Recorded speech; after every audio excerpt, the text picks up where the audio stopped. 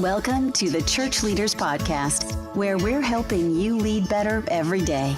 And now, here's your host. Hello, friends, and welcome to the Church Leaders Podcast. I am your host, Jason Day, and I had an amazing conversation this week with Karl Vaters. Karl is the pastor of Cornerstone Christian Fellowship in Fountain Valley, California. He writes regularly on the importance and value of small churches at his blog, Pivot, and is the founder of ChurchLeaders.com, which focuses on encouraging, connecting, and equipping innovative small church pastors.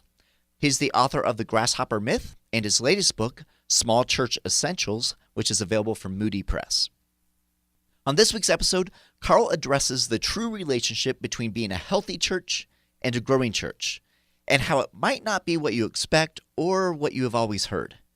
Karl and I discuss some encouraging and valuable principles for smaller churches, including how to best view systems in your church, and Karl shares an innovative and God-honoring way to effectively shift the culture of your church. This is an incredibly encouraging and insightful conversation. I know you're going to love it, so let's not waste any more time. Here's my conversation with Karl Vaters. Now, I'm super excited to be speaking with you today because you are a pastor, but you also have a unique ministry that will resonate, I believe, with many of our listeners. You write, coach, and speak on the topic of small churches, and you do this around the country, even around the world. I know you're recently in Europe. So, Karl, what do you consider a small church, and why do you focus on small church leadership? Yeah, I mean, anything under 200 to 250, the subtitle of the book mentions 250, simply because at around 2 to 250 is where you really do have to change the way you lead a church. You can't do it in as much a hands-on directly to the congregation as much as you have to entrust a lot of the pastoral care to under shepherds once you get above 200 or 250. So under 250 or so is what we consider a small church. Every once in a while, a pastor of a church of 50 will hear that and go, 250 is not a small church. You want a small church? I got 25. Well, I understood. All of it is small, but there's a big shift that happens at about 2 to 250. There is a big difference from 50 to 200 as well. But that entire area of under 250 or so has really been under-resourced in all of the research that I've done and all of the learning that I've done about how to do pastoring. So that's what we concentrate on. Excellent. Now, I imagine, and actually I know this, that a lot of pastors pastoring smaller churches tend to feel a pressure toward numerical growth. Can you talk a little bit about that pressure? Why does it exist, and how do pastors kind of handle or navigate that in a healthy way? Yeah, very much so. What happened was when I'm 58, so when I was growing up and I was a preacher's kid, there wasn't this emphasis on a church becoming bigger in order to be considered healthy. And what happened was the church growth movement began, and it began with great ideas and great motives, and still does have great ideas and great motives, but even great ideas have unintended consequences. And some of the unintended consequences of the wonderful church growth movement, and again, fully supportive of it, is that it does then tend to make those who are pastoring smaller churches feel less than when they try all of the ideas and they put the principles into place and it doesn't seem to work for them like it seems to work for everybody else. And so you've got a whole bunch of pastors out there that, quite frankly, have given up going to a lot of conferences or even reading books or blogs about church growth, because after a certain amount of time of beating your head against a wall, it's like either they're wrong or I'm wrong or something is wrong somewhere here, and we don't know how to put our finger on it. And so that was where I kind of landed several years ago, because I pastor in Orange County, California, 8 miles south of Disneyland. So I don't have the quote unquote excuse of not having a lot of people around. Right. There's millions of people within a half-hour drive of my church door, including a whole bunch of mega churches. And yet my church did not grow the way I, quite frankly, expected it to grow after applying all of the church growth principles. So I started feeling like I must have failed somewhere. I must have been missing something. Maybe I'm not called to this. All kinds of really just bad thinking entered into my heart and into my brain, until the Lord helped me to turn that around with the help of some really good folks, to where I started looking at it and saying, okay, we are a small church. What if we tried to figure out what a great small church looks like and just try to be that? Now, if as a result of that we happen to get bigger, great. But if you take an unhealthy small church and you make it a healthy small church, even if it stays small, at least it became healthy. And that we figured was a positive step. And so that's what we concentrate on trying to do. And when we do that, you can really relieve a lot of the burden of guilt and frustration and inferiority that a lot of really great small church pastors feel, who are actually in really good, healthy, missional, outward reaching small churches, but they're not seeing the kind of numerical growth that seems to be almost promised in some of the church growth principles that are out there. And so we want to relieve some of that pressure. We want to help people realize that if your church is healthy, doesn't really matter what size it is, let's do small church well, at least for the time you're small, because quite frankly, most of us are going to pastor a small church for most of our ministry. That's just what the numbers look like. Right. No, that's good. I love this. And I'd like to dig in a little more because you're talking about the importance of being a healthy church regardless of size. But one of the things that we've heard oftentimes is that all healthy churches grow. There's just an expectation if you're healthy, you're going to be growing. Yeah. How do we sort through that? Yeah, and it's a reasonable thought. I mean, part of healthfulness for Christians is the Great Commission. And if we are fulfilling the Great Commission and leading people to Christ, then it just seems logical and rational that that means there's going to be more people sitting in my church on a Sunday morning. Isn't that just the way that goes? And so that the problem is that doesn't play out in reality. It's kind of like when a scientist has a theorem, then they have to test that theorem by actually doing experiments to see if that theorem works. And if the experiment in real life doesn't prove the theorem, then you have to change your theorem. Right. Right. So the theorem makes sense. If the church is healthy and we're reaching people for Jesus, there'll be more people in the seats on Sunday. That theory seems to make sense, but it doesn't play out in the majority of churches. So we have to look at it and go, okay, there have to be some other factors at play here. And I do agree with the statement, all healthy things grow. They absolutely do, but they don't all grow in the same way. For instance, I stopped growing when I was about 21, 22, when I hit about 6'6". And yet, so I don't grow physically anymore. I haven't gotten any taller since then. But, when you're little and you watch, there's actually a little story that I tell in my first book, The Grasshopper Myth.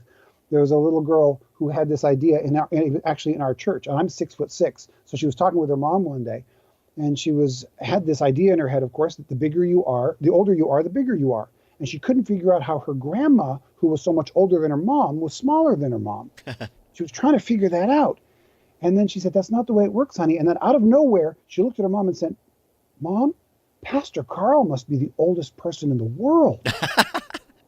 Because I was the tallest person she'd ever seen at 6'6". And so that's kind of an immature way of looking at growth, that it always has to be numerical, that it always has to be height. But what happens in our lives is we grow to a certain place. I'm not going to get any taller than 6'6". In fact, I'm probably shrinking right now, but I'm going to grow in other ways. I'm going to grow emotionally. I'm going to grow mentally. I'm going to grow relationally, hopefully. So there are all kinds of different ways that churches grow. It doesn't just happen numerically. Excellent. So we have this pressure to grow. We've kind of addressed.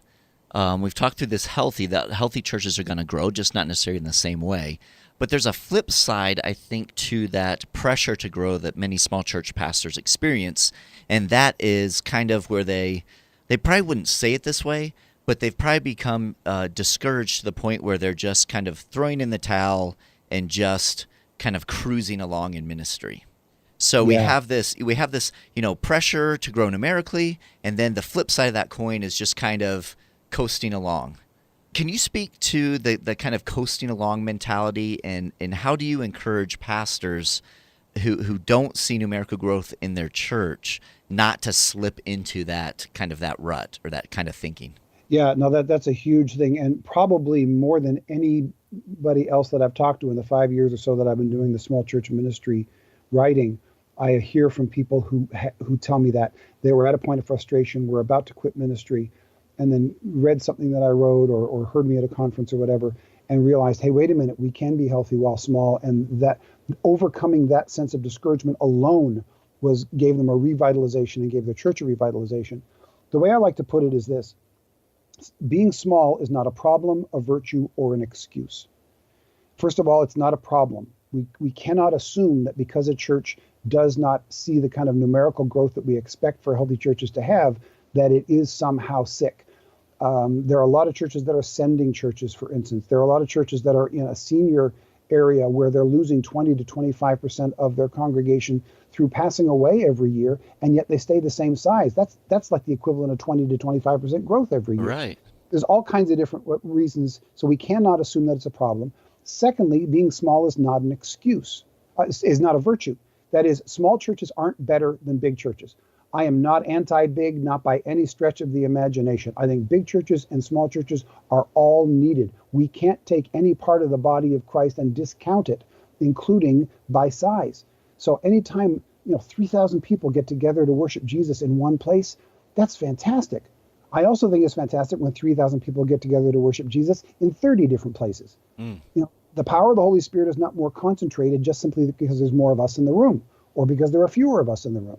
It's all needed. So small is not a virtue. This idea that, every once in a while I'll hear it or I'll see it on social media now where some pastor of a small church will go, the only reason our church is small is we're the only one in town preaching the true gospel. Right. Every time I read that, I want to go, well, you know what? If you think you're the only one in town preaching the true gospel, before you get up in the pulpit on Sunday, let's have a talk about your pride problem, buddy. Right. We got an issue here, right? So it's not a virtue, but thirdly, it's not an excuse. Being small is not an excuse to not do great ministry with all your heart, with all your soul, with all your passion every single day. There are great things that can be done in ministry by churches that are small. You don't have to wait to be big in order to do great ministry. And doing great ministry doesn't guarantee that you will get larger. So if you're not seeing the numerical growth you expected, you don't automatically assume that somehow you're failing. And if we can somehow get that mindset shifted in pastors' hearts predominantly, I think we'd see a whole bunch of healthy churches, smaller churches getting healthier, and a whole bunch of healthy small churches getting even healthier and more missional. Carl, thank you for that, because I think that is so well framed and so well put, just in perspective of what is the small church as part of the bigger body of Christ, and in how you don't need to be ashamed of pastoring a small church and aspiring someday to, stepping stone it up to a bigger church, whenever you can focus and understand that the small church is every bit a part of God's plan and God's mission in our world as a large church or a mega church, right? Yeah, absolutely. Well, fully half the Christians in the world go to a church under about 250 or so. So you got about 2 billion Christians in the world, and 1 billion of us choose to worship Jesus in smaller churches. So to discount that or to say that automatically there must be a problem there is to undercut half of the body of Christ and the contributions that they can make. And the other side, to look at the big churches and go, well, you can't get big unless you're watering down the gospel, is just as much nonsense. It's ridiculous. The gospel works in both small and large environments, and we can't restrict it to one or the other. We need everybody fully engaged in this process and in the Great Commission to reach the world. Yeah, I love that. Earlier, you mentioned this this idea of shifting the pastoral mindset, that a lot of pastors in small churches, they're kind of stuck in this mindset that to be effective in ministry means we are growing numerically. How have you personally gone through that kind of mindset shift, or how have you helped other colleagues and other pastors kind of make that shift? I mean, because it seems so prevalent in our churches and in the pastors' minds. What is it that can help move that mindset? Yeah, it was a really tough shift for me to make. I went through a season where I really burned out, and I almost left ministry for a long time.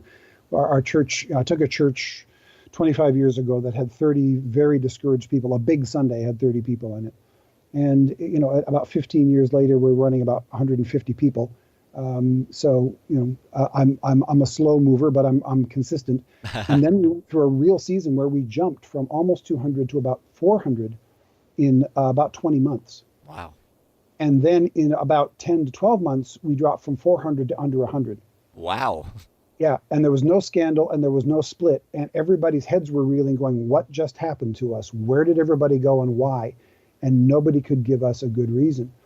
And the reason, long term, looking back, as I've discovered, one of the reasons, some of the reasons were technical. We made some strategic errors that I would do differently now. So some of it was strategy and methodology. But the primary reason was I made the shift from being a shepherding pastor to being a leader and manager that has to be made when you jump over 200. It is not, there's nothing wrong with a pastor being a leading and a managing pastor and not having the hands-on with the congregation. You can't be hands-on with the congregation once you get over 200 or so. It's simply impossible. So I made that shift, but what I didn't realize was after I made that shift, I was miserable because I'm not called to be a managing leader. I'm called to be a shepherding pastor. That's the gifting God has given me, and that's the calling that he's placed on me. So when the church exploded and grew big, I was doing things outside of the pocket of my gifting. I was spending my time trying to raise funds, working with staff, fighting with City Hall, trying to find a new building, all of that stuff. And some pastors are energized by what that means and by working to do that. I wasn't energized by it. I was exhausted by it because it was outside of my gifting. And so I became miserable, and I became, quite frankly, emotionally and spiritually toxic during that period of time. I came very close to being one of those pastors on that list who have this failing, and everybody goes, gee, what happened? Everything was going so great. I was so toxic and so emotionally, wrung out that I could have been one of those pastors that had this moral flame out. Thank God I didn't, because of some wonderful people around me and just by God's grace. But what happened was I was in that place of such misery and such ill health that you can't lead a healthy church when you are an unhealthy pastor. And so people could sense that and started leaving, and I had to turn that ship around within my own head and within my own heart. And one of the biggest ways that I did that was I had to look around. I actually went to a counselor who used to be a pastor, and after telling him that story, he said, Karl, you got to figure out how to redefine success. I wanted to punch him in the nose. Because I said, so what you're telling me is I'm trying to jump 10 feet. I can only jump 8 feet. So lower the bar to 8 feet, jump over that and call it success. That's cheating. He says, I'm not talking about that. He says, if you're accounting success by numbers, you have to figure out how to figure out what success in ministry looks like aside from numbers, with no numbers attached to it. What does a healthy church look like? What does a healthy pastor look like? And we got to figure that out together. And so that really began my journey to figure out, what does a healthy small church even look like? Is it a possible thing to even have? And if so, what might it look like and how can we do that? Because I can't pastor a large church. My calling, my skill set, and my spiritual gifts are the spiritual gifts and calling and skill set that matches a small church more than it matches a big church. So I got to figure out how to do small church in a strong and missional and dynamic way.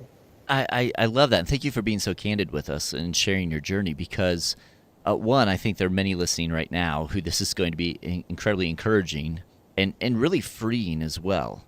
Because whenever we are talking about our calling and our gifting and kind of how God wired us, as you're saying, that you are created and called to pastor a smaller congregation because of your relational gifting, and that's where you get your energy and more of a shepherding role. As we look at that, there's this freedom from trying to be something we're not, is what it kind of comes down to. And it seems as if there's this understanding that to be called and gifted to pastor a small church is every bit as important as being called and gifted to pastor a large church. Absolutely. Yeah, and more of us are called to do that. I know very few pastors who would say they felt a call to become a church entrepreneur, and they have a call they want to build buildings, or they want to lead a team of workers. There are some who do feel that call, and that's great. I'm thrilled for that, because if everybody was leading like me, we'd all be worshiping in mud huts. There'd never be a building built. And so there need to be people who have different gifts than me. But most pastors, when you ask them, what was their original call? What was it to? It was to pastor people, to love on people, to share the gospel with people. It's much more relational. And so I think, certainly in America right now, especially, there are some real signs of ill health. And we do have a lot of churches that are plateaued that should not be plateaued, and are going into decline that should not be in decline.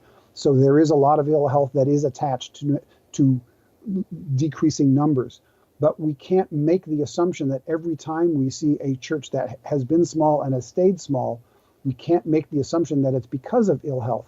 It may be because that's the way God designed that pastor and that church to best fulfill the Great Commandment and the Great Commission. And maybe they're sending people out into the mission field. Our church does that.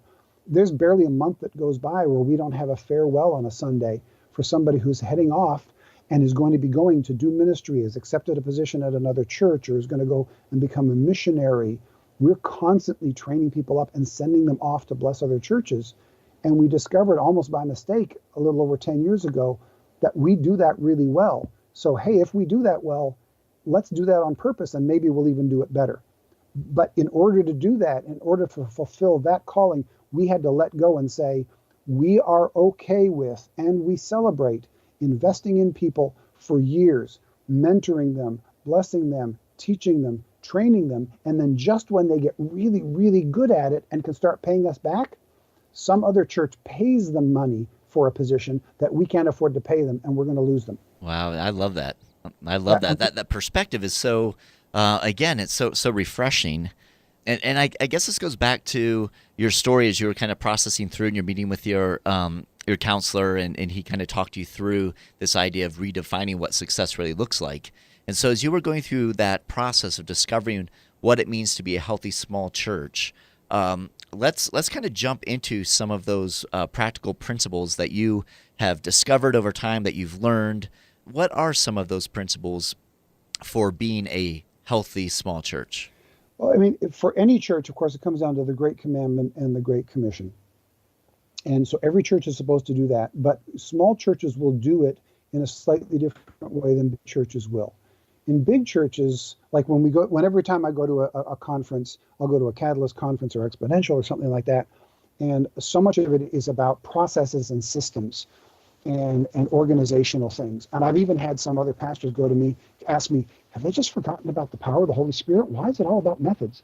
And I go, no, they haven't forgotten about God. But it's when you're pastoring a large church of 2,000 or 20,000 people, if your systems are not perfect, I mean, it's all about methods and systems and getting people in. If you're trying to manage the movement of thousands of people every weekend, you better have really, really good systems in place. But when you're in a smaller church, it's really not about systems as much as it is about relationships and the church's culture and the church's history. So a big church pastor has to spend most of their time thinking about processes and systems that make sense in a bigger church. But in a smaller church, if you try to bring in too many processes and systems, even if you try to pitch a big mission statement, it can almost sound manipulative in a smaller group. If you're sitting there with 25 people or 50 people in a room, and you're trying to push some big mission that you heard a pastor of 20,000 speak, they're going to look at you and roll their eyes like, where are you coming from? What planet are you coming from? Sit down and get to know us. Figure out where we came from. Figure out what our giftings are. Help us do what God has called us to do. And as that interesting combination comes together, it's almost like a chef putting ingredients together and coming up with something they wouldn't have designed themselves. So a small church has to lean much more on relationships, because in a small church, every individual has a greater impact on the whole. Yeah, that makes sense. I want to, sorry to interrupt you, but I want to talk a little bit about systems that you brought up. Yeah.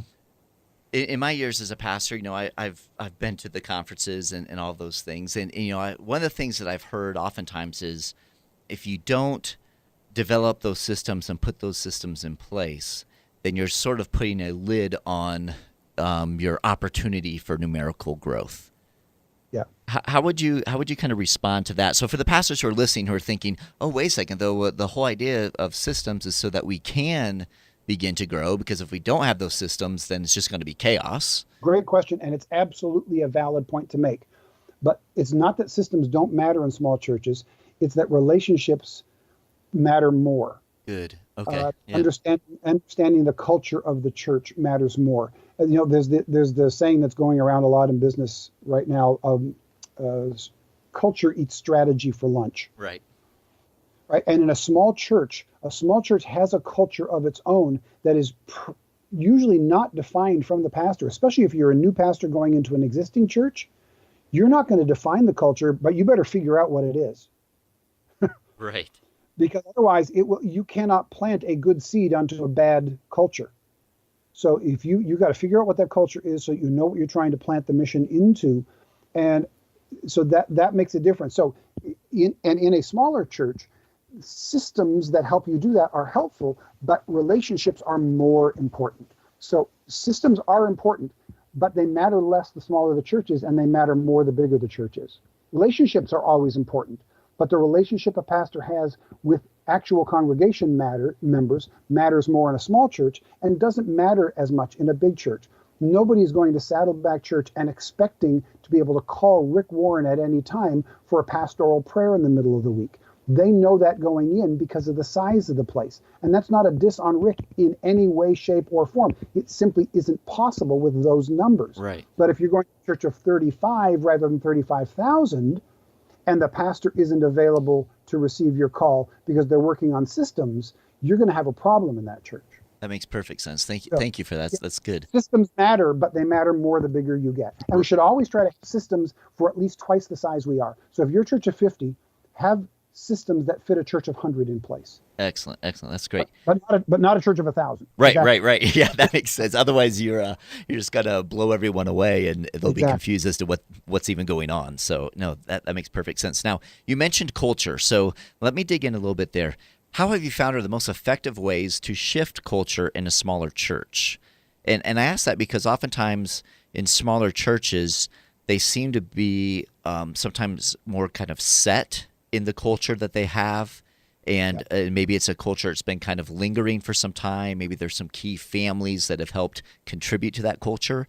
So how do you effectively shift that? Yeah, what I've discovered is in any unhealthy small church, and again, we're not assuming that a small church is unhealthy, but let's just, for this argument, in an unhealthy small church, they typically look like the church used to look, either when the church was founded or at the last great pastorate. And so they freeze dry it in place, and it looks like it used to look then. And what they do is they stay with the forms, and instead of staying with the spirit of how the church was started. And so what I'll do when I'm talking to other pastors is I'll tell them this: we've got to stop doing what the founders of the church did, and we've got to start thinking like the founders of the church thought. That's good. So you got a person in the congregation going, well, our founders would never have done those, songs off the wall, would never have torn up the pews. What's the matter with them? But if you go back into your church's founding documents, you will not find in any church's founding documents that this church is starting in order to sing hymns out of this hymn book until Jesus comes. That will not be in any church's founding document. What you will find is statements like, we're here to reach a new generation in a new way for Jesus. We want to reach the people that nobody else is reaching, right? Because churches are not founded by sticks in the mud. Churches are founded by pioneers and visionaries. So if you're in a church that feels stuck and the people keep saying they just want to stay with what the founders wanted to do, go back and find what the founders actually said, what their statements were. Look in your church archives, find the founding documents, and you will find innovative and fresh thinking and pioneering statements that will actually help to propel you forward while honoring the history of the church. That I have found is one of the best ways to both honor the history and move forward in a church, especially if you're a new pastor in an existing church.